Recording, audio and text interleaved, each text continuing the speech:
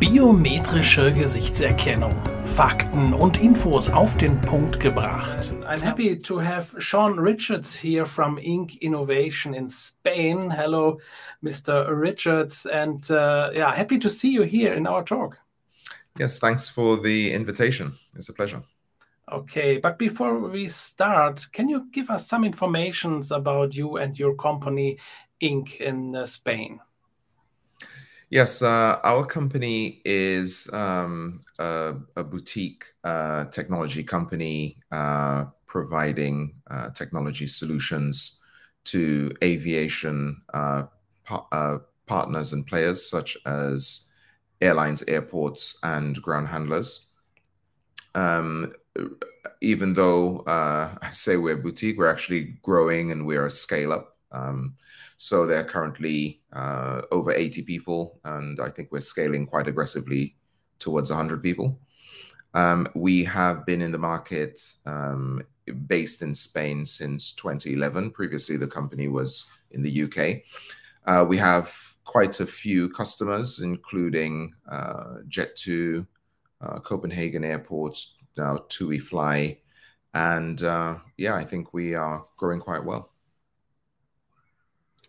So you in your products are integrated biometrical skills from Modi. Modi is an innovator in the aviation industry. Inc. Innovation is a big innovator.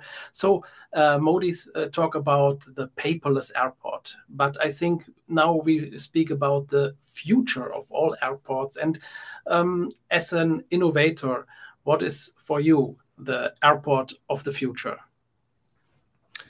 Yes, I think there is more of a movement after the pandemic on paperless handling.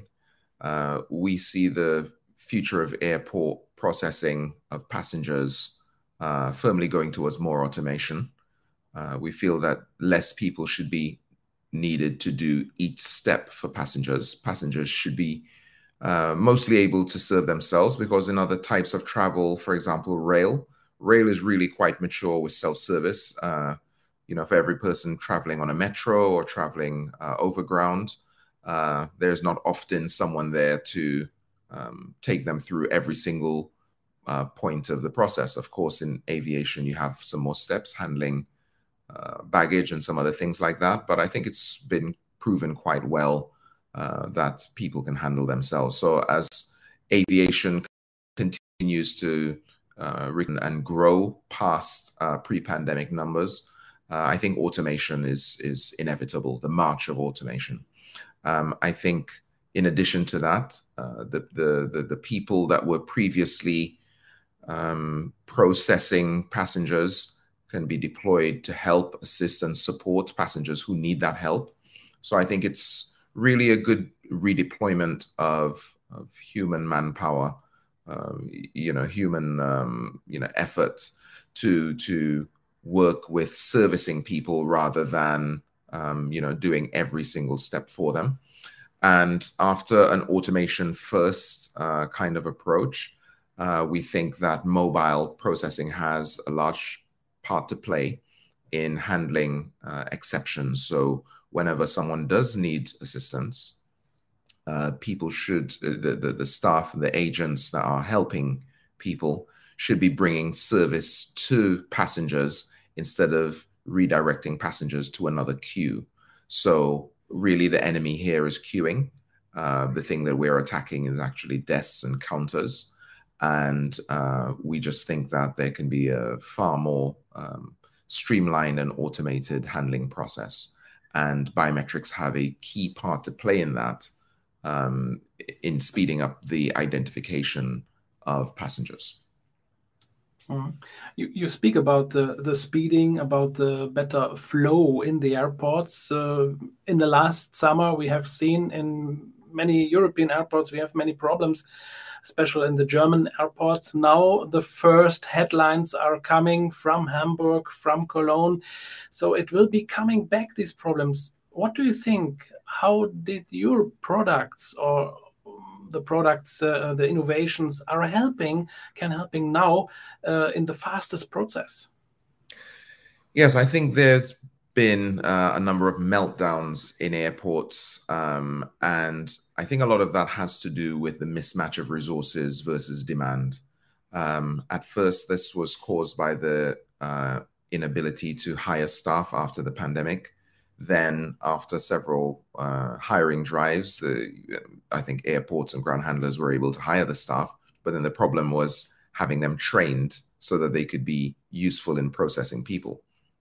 I think where you get these pinch points can be really quite huge because dating back to my first job doing traffic management, actually road traffic management by computers, I was always painfully aware that queues build up when you have a very small mismatch between the demand and what you're able to process.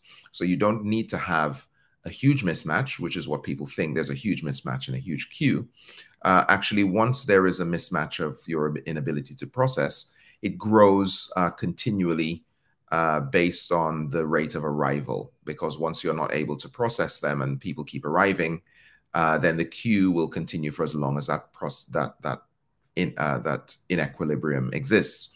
So until we're able to until airports are able to address the supply of resources, the use of the resources that they have, maximize that matching process, then you will get sporadic and probably quite severe queuing issues and processing issues in airports. I think where we're able to help very quickly and very well is in tackling queues in the check-in area. The check-in area, the boarding area. In the future, we will be doing more in the immigration area and the immigration arrival process. But for now, our expertise lies in departure. And we don't think that there's a need to choose between technologies. We think you can support all types of processes, be them barcodes or, processing in biometrics or QR codes or some other types of processes. There's no need to choose. There's no single solution. So airports have to be prepared to do things differently. First, in order to get to the best type of solution, because there is no single solution, we partner with the airport or the airline or the ground handler. We brainstorm together.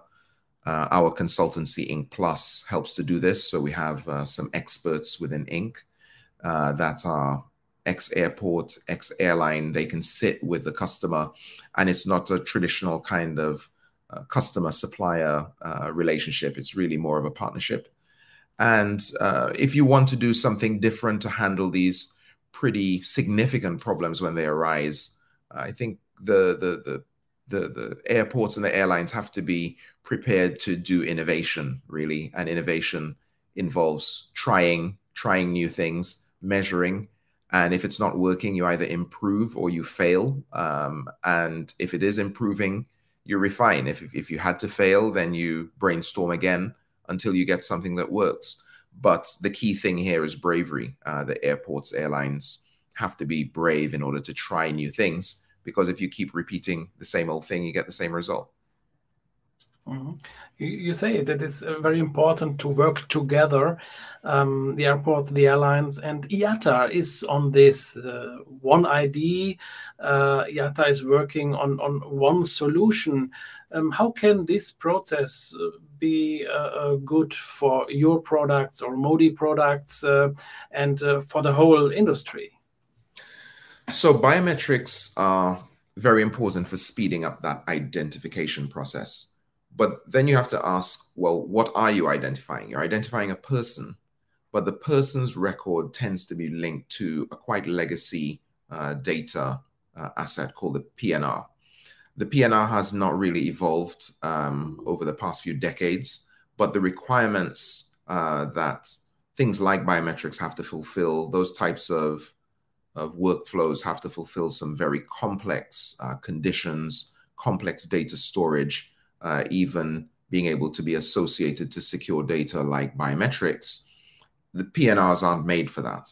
And just simple things like, for example, disability and how disability is categorized or identified. it's really quite limited when you start looking at something like a PNR. So One ID is a very useful first step, we believe, in digital identification. If I may say something a little more controversial, I think typical things that tend to be done by IATA tend to be a bit over-specified because there are many things it's trying to fulfill, many parties are involved, but I think One ID is possibly going down that route where the specification becomes so broad and the process becomes so slow that people just branch off and do their own thing anyway. So we certainly, as Inc., cannot sit and wait for One ID to be fleshed out, implemented, and standardized. So what we've gone ahead and done is work with a partner that we have actually acquired into the company with Digital ID. And we are then prepared to backfit onto One ID. So as that specification improves and gets broader implemented, then we can talk with it, communicate with it, and those who follow that specification pathway, we will be able to work with that.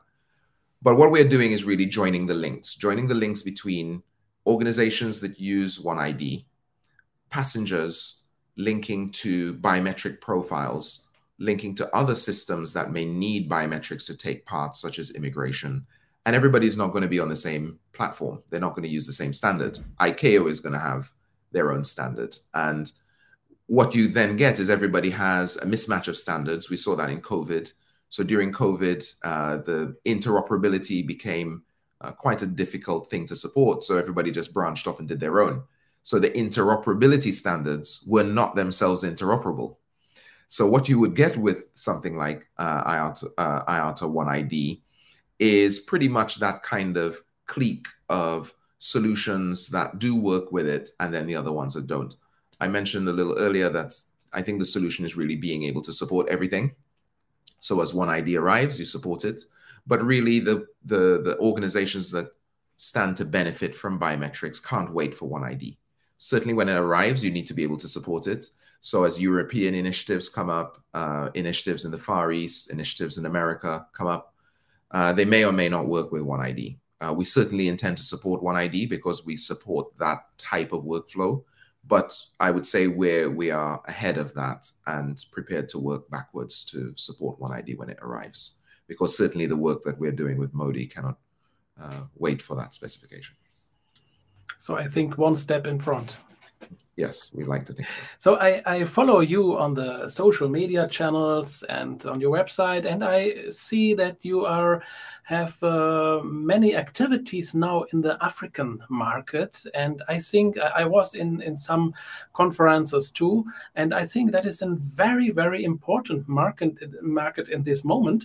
Especially, I see many regional airlines restarting, or look at South Africa. South African Airways is restarting, but the airports are always on rebuilding, reconstruction, and new buildings, and so on. What is your opinion about this market, this African market now? I think it's easy to see that the African market is one of those with the largest potential for growth. If you look at where it is and where it needs to be, the coverage of carriers, the lack of synchronization in air traffic control, infrastructure investment, populations are upwardly mobile. But I think the critical thing you have to look at when it comes to aviation is just the size of the landmass. If you look at a flat map, it tends to be the Mercator projection. So it gives Africa a certain size in your mind. But actually, that size is very, very different to the reality. You really have to get hold of a globe, one of those spinning globes that we used to play with when we were younger. I think Google Earth can give you a much better appreciation of the size of the continent in relation to everything else. So when you look at where the infrastructure is, the geographical spread of that infrastructure, you only need to look at Africa from space at night to see where development is in terms of infrastructure and the need to get from one of these places to another one of these places, really the only practical way to cover all that distance is by air. So it's a maturing market. And it's one of those where when you look at telecommunications, for example, in Europe, there was massive infrastructure investment in landlines, fixed lines, cables. But when you look at Africa, it's one of those markets where you could understand the very quick jump from not having any infrastructure or not having great infrastructure to just jumping ahead and going straight to mobile, 4G, broadband, and things like that. So I think aviation is no different. When you look at where it is and where it needs to get to and how quickly it needs to get there, I think the first question it has to ask is, or many of the airports and the players, the airlines have to ask is, why step through the same pathway that other countries and other continents followed in order to get where it needs to go? Why not just jump there? So instead of, redeveloping and reinstalling a huge amount of fixed infrastructure should be limited to self-service devices. Just go straight to self-service. So when you look at old desks or areas within airports that probably need to be refurbished and old areas that need to be revamped, why build all this fixed infrastructure and then look to introduce self-service? They're in a unique place where they can just introduce self-service devices into areas that probably need to be refurbished, but the plan can be very different. Just concentrate on baggage handling. So baggage belts always need to be there, because as modern as you could be, you still need to move the bags. So invest in belts, but the positions where you would normally have agents sitting, really the passenger flows can focus on self-service, and then mingling between those self-service devices can be agents equipped with mobile for exception handling. So if people need assistance, people need help, don't queue them up and send them off to a desk. Actually remove the desk, gain that space. Some of that space can even be handed over to commerce. So you can have radically different airport planning happening. And that's what the market needs. And reaching outside of the actual airport in order to extend the footprint of airport technology and the processing. So doing things like remote bags, remote check-in, and things like that can definitely reach people where they are, instead of bringing them all into the airport and trying to process them inside the airport. So I think with better planning, there can be a much more intelligent use of the funds that need to be invested into improving the airports and the processes within them. We speak about the African market, and we have another view on the Arabian market. So Saudi Arabia is growing faster as ever in this moment. We have a new airline, we have new airports. What do you think, as an aviation expert? How is this situation shaking the Arabian market now? Because I think, or I have a view on this, and I'm thinking it's a little bit shaking in this moment, because other airlines, airports are watching this situation, what's coming in Saudi Arabia. Yes, it's a very interesting one. I must admit to being a little bit biased, because I'm a Newcastle United supporter. So when they turned up in Newcastle, I was very pro-Saudi Arabia anyway. So look, I think it's the amount of investment that has been made in the Middle East and where they want to go, and Saudi Arabia is certainly stepping up their efforts right now and their activities right now. I think it's quite plain to see that they can, just like an investor investing into a company that's already doing something well, if they bring the muscle, the financial muscle into those processes, they can really jump ahead very fast. The thing with aviation, though, is as much as you want to modernize, you always need to backfit into the legacy processes, legacy messaging, legacy PNRs, legacy PSSs, and things like that. And you're somewhat governed by the pace with which at which those things move. I think with the new airlines coming on board, and the new airports that are coming on board, again, this opportunity exists, but from a different perspective, not from a perspective of making sure you get it right to get the best bang for your buck. It's actually, when you have a lot of bucks, how do you get the best out of that, so that you're not just deploying, again, an airport that looks like a traditional airport. You're actually leaning on things like digital ID, leaning on biometrics a lot harder, not as a gimmick, but as a way of having a first level processing flow. So the way that people are handled, people are processed as you go through these new airports, there's an opportunity to set a new standard for how passengers are processed in terms of security. Because when biometrics is introduced, of course, is an inevitable question about security. But security really comes down to the companies that are using it. The technology itself is robust. The encryption is robust. But Inc., for example, is an ISO 27001 certified company. And as we've gone along that journey, we certainly know that the way security is implemented has a lot to do with the culture and the approach to it. So we have extended that into the way we want to approach digital identity, and the biometrics aspect of it really makes you think about how your data is handled, who sees your data, and let's talk about how we could join those two markets. So if you have, if you've seen, there's been some coordination between Qatar, for example, and South Africa with SAFER, and you then start getting worlds colliding, right? Because as you look at the position of the Middle East, you're going to have a lot of traffic either hubbing through Addis Ababa or going into some large airport, one of the large airports being developed, redeveloped, extended in the Middle East, and Saudi Arabia is no different. As you move through those airports, you really want to be able to use a digital ID that worked for you in one part of Africa within the Middle East. Something that has been innovated in the Middle East, you want it to work in Africa. You want it to work in Europe.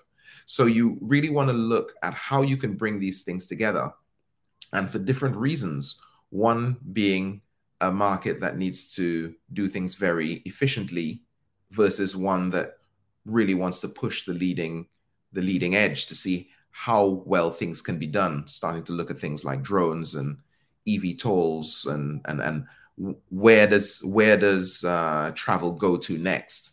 When you introduce these new airlines and you introduce these new travel hubs, and as these new airports come on board, you really have an opportunity to bring the future into the present as much as possible. So I think as long as the people who are funding that development look at the right kind of processes and really look to modernize aggressively, you have some amazing potential for how people can be processed within and even going into those airports. What do you think, the airport of the future or the most digitalized airport will be in Saudi Arabia? Certainly has the potential to be. Let's just say it wouldn't be the only one, but at the pace at which things are going, there is no reason why that couldn't be the like the standard, like the gold standard for what it could be like. Because again, they have the clean slates, they have the investment ability, they have I think the foresight. So it doesn't have to be you would say the best one. It could possibly be the first one to take an approach of engineering from the very base, how that airport works, how the passenger journey functions, how the baggage journey functions, how the immigration journey functions, and they are, I would say, well poised to define it. Whether they do it or not is another story. And of course, there are a number of things like NEOM, Red Sea project in that region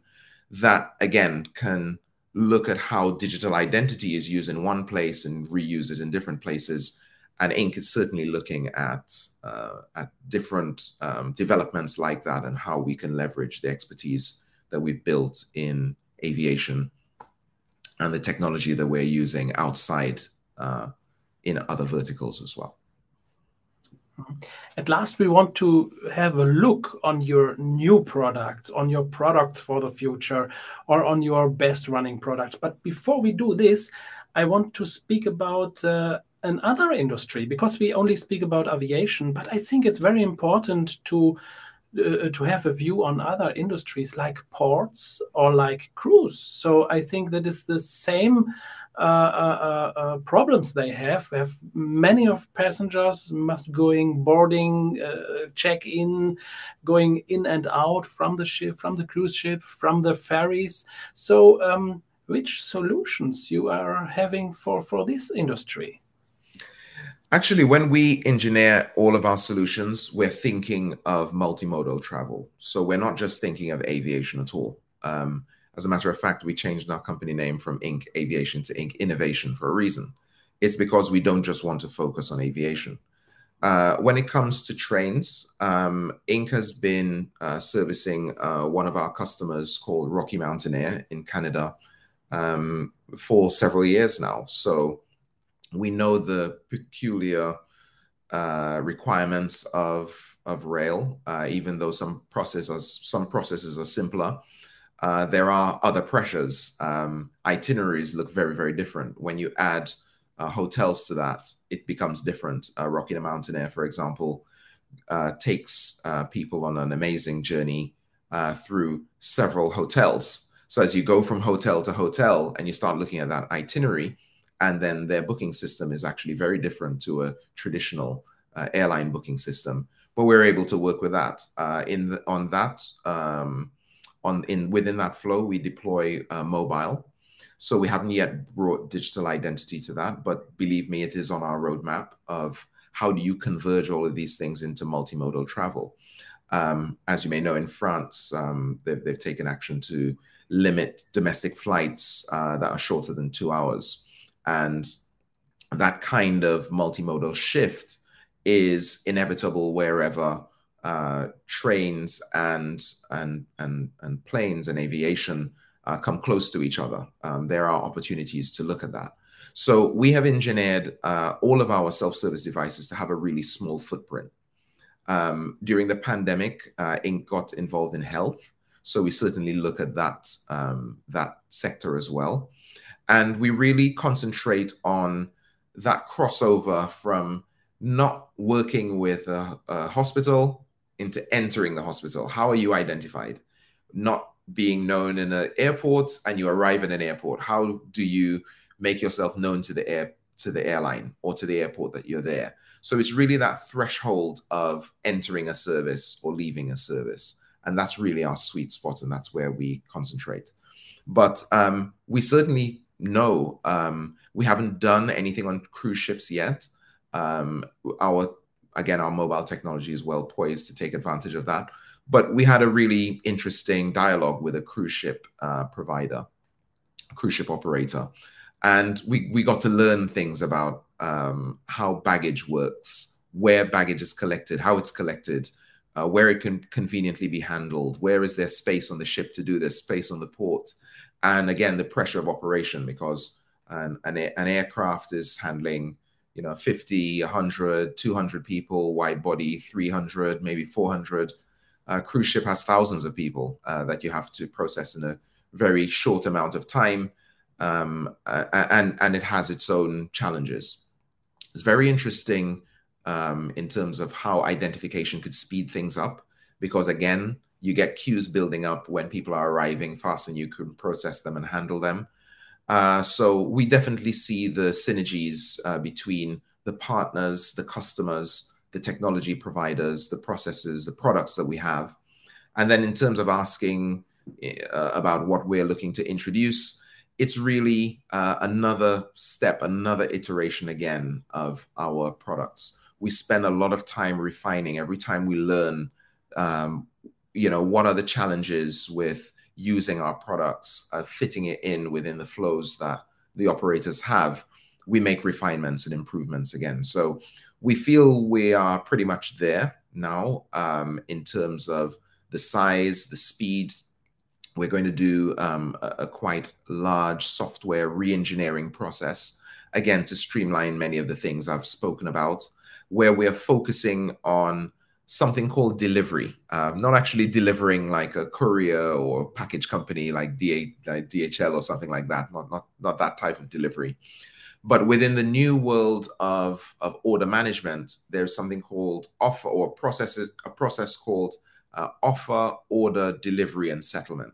So offer is where you search for, a flight, hotel, whatever it may be. An order is when you're actually placing that order. But delivery and settlement is paying for it. But delivery is really focusing on getting what you paid for. So this is Ink's strength in terms of identifying yourself, not necessarily with a piece of paper or a QR code or something like that. So identifying yourself in a modern way, getting what you paid for, making sure that the provider that you bought it from knows that you got it, because there's usually a very big gap in that. Because airports are very good at selling things, especially airlines. They're very good at selling, but they're not necessarily so in tune with whether you got what you paid for. So we're certainly looking to focus on that.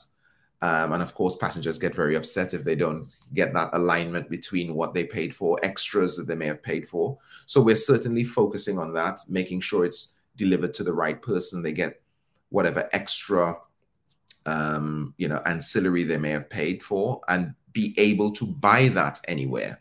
So being able to buy things, for example, with wallets, buy things, even with biometrics on our roadmap. So I think we have a lot of exciting developments for the future. And we think it's a very interesting time now that we're coming out of COVID and reaching back to those traffic volumes. Now, I think the carriers are, and even the airports are, looking at the infrastructure they have, the systems they have, and wondering, how those systems are going to take them into the future. That's certainly where we look, and certainly what we want to focus on. What I see in the product is that they're very, very smart, very smooth products, the same as Modi is preparing now the products very small, that you can integrate in existing infrastructure in airports or in ports.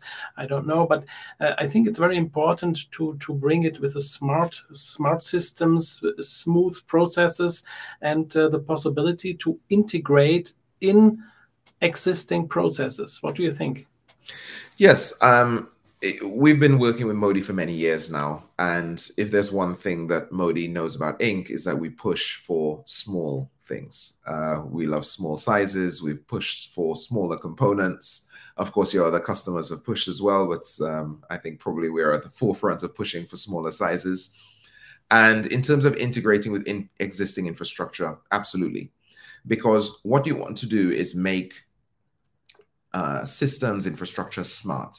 You want to make them intelligent. You want to make them more connected. You don't necessarily want to pull out barriers and rip barriers and doors out, pull out lots of things, ripping concrete and breaking down walls and things like that. That doesn't get you better processes. You want to do quite the opposite.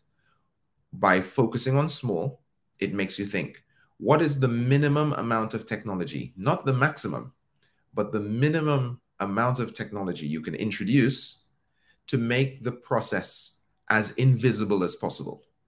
So you don't want a new process, a new thing, a new device, a new application. Actually, how do you plug into existing applications? How do you plug into existing assets? You don't want to buy another phone. You don't want to buy another thing. You just want to say, how do I make it work? So that kind of approach, a kind of OEM, a kind of embedded approach. We were in some recent conversations just about making our embedded computers smaller. We want to make every device smaller. So it definitely fits in our strategy of, trying to work with what's there. The things that are there might not be new. They might not be the most modern. But if you can connect new things to old things, just enough to empower them to be faster and easier. Okay, they may creak a little bit, but if they're working how you want, when you want it, you'd probably be more impressed with a fast operation and a smooth operation and a logical, sensible operation than something that's not squeaking. That sounds good. Smarter, smaller, faster, and safer. I think that's very important at this time. Yes, thank you for your fresh impressions and our view in your company, in your products, and in your thinking about aviation and the whole market. Yeah, and I think there are many things to do and good opportunities, good visions, and innovations. So that is the name from Inc. Innovation. I like it.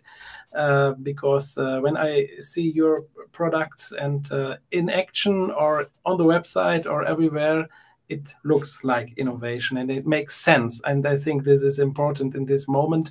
I'm a frequent traveler, and every time when I'm at the airport or in the airplane, I'm watching the things, the processes, and I'm thinking, okay, if they have things like what Inc. or Modi have, it will be a little bit smarter or a little bit faster. And so I think in every time when we are travel, we are thinking about what we can make better or what we can make better for the passengers. I think that's important. Yeah, absolutely. We think it's like exciting times. So we're looking forward to doing more with you guys, and we've certainly seen how the technology that you produce has progressed, and it's a journey. So it's certainly an enjoyable one, and yeah, let's keep going. Let's do the journey. Thank you, Shawn Richards from Inc. Innovation in Spain, and yeah, hope to hear and see you again in a little talk about aviation and the whole industry who needs our products. Thank you. Okay, thanks a lot, Sven. Bye. Biometrische Gesichtserkennung. Fakten und Infos auf den Punkt gebracht.